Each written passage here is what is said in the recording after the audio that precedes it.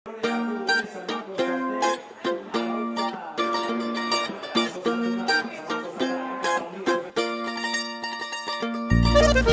berriei paso eman behar zaienez, aurten Tolosako gozogileak ikastetxeetan zehar ibili dira.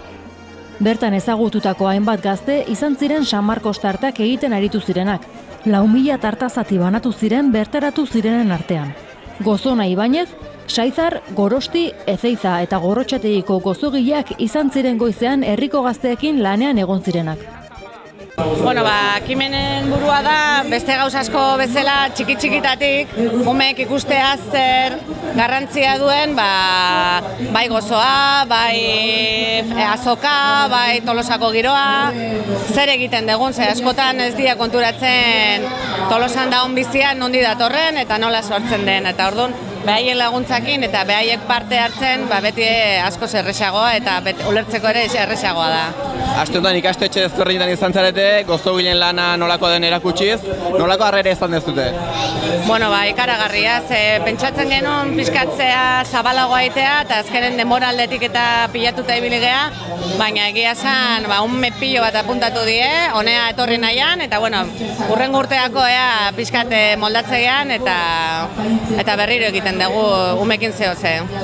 Umek guain nahi dira, guk honeak arre ditugu pastel txiki batzu, San Marcos pastela, eta umek haidie beraien San Marcos pastela preparatzen, eta gero bukatuko dute, eta gero behaiek banatuko dute.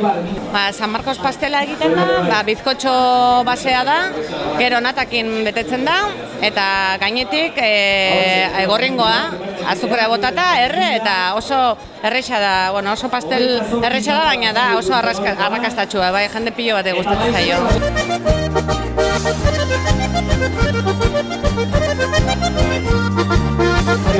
Aigia egiten San Marcos tarta. Nola egiten da San Marcos tarta?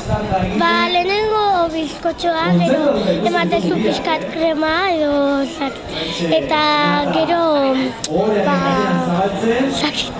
Ikastetxera juntzien ez, pixkat azokera aurkeztera edo, nolako esperientzia izan zen, zer egin zenuten? Esan zuten zozketa iban egin bartzetuela eta nik apuntatu nintzen eta tokatu nintzen. Eta zemuzki esperientzia gaurko hau? Ona, asko gustatzen.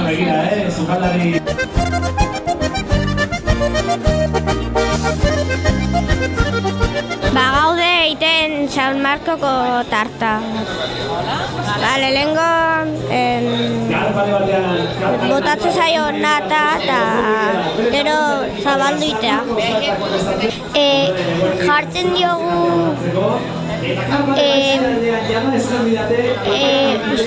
arauzaren klara eta egin iten da. Zemuzko esperientzia, zei zeizu iruditzen? Hola, oso nata, oso ondo.